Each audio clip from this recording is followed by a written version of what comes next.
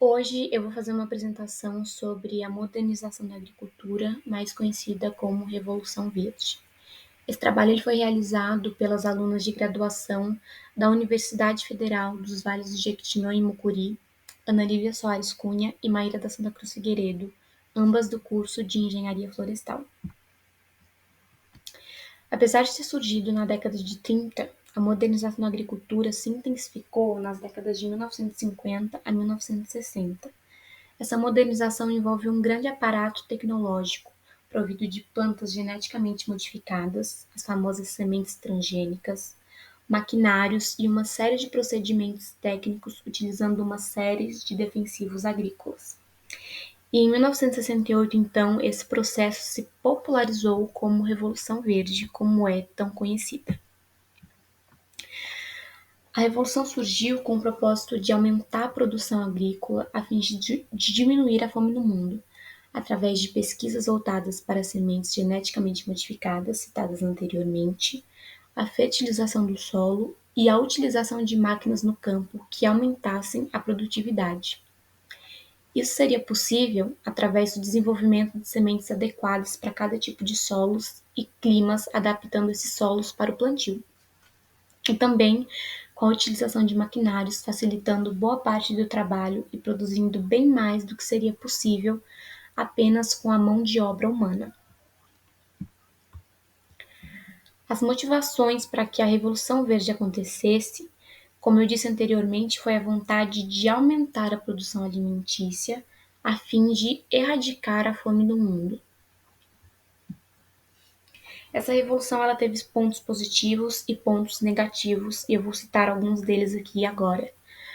Alguns pontos positivos dessa revolução foi o grande aumento da produtividade de alimentos, que era um dos objetivos da, do, dessa modernização. O aumento da produtividade agrícola em países não industrializados.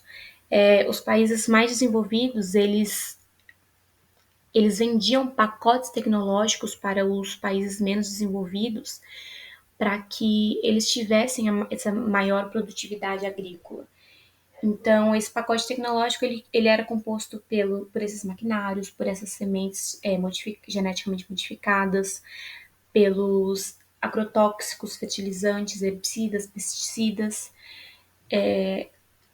Também houve um outro ponto positivo foi o desenvolvimento agrícola, a expansão da fronteira agrícola e o desenvolvimento tecnológico.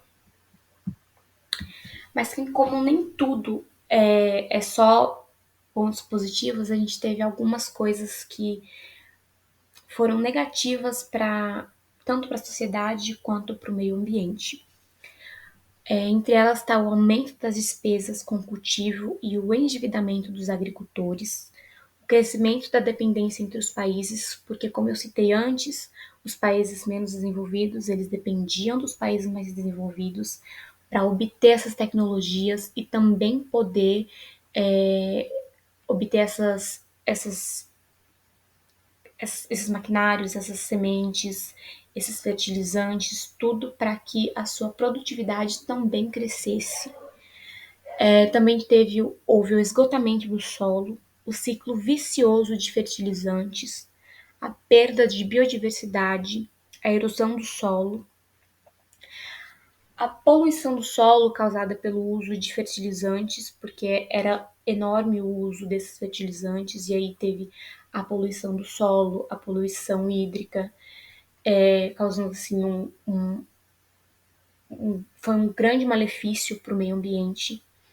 E também houve a redução da mão de obra rural, porque com a mecanização era cada vez menos procurada a mão de obra humana. Ela se tornou quase que inútil para os grandes produtores. Então, houve um grande desemprego e, consequentemente, a acentuação do êxodo rural, que é outro problema que pode ser citado, que é um grande problema social. O êxodo rural por parte da população mais carente e o endividamento de produtores rurais para a compra dos insumos químicos, gerando a concentração de renda e de terra, foi um outro problema que a gente teve aí nessa revolução. essa Revolução Verde. Então, esse foi um pouquinho do trabalho, do tema que a gente escolheu para apresentar para você. E aqui estão as referências dos sites que a gente usou para estudar e realizar essa apresentação. Eu agradeço pela atenção. Muito obrigada.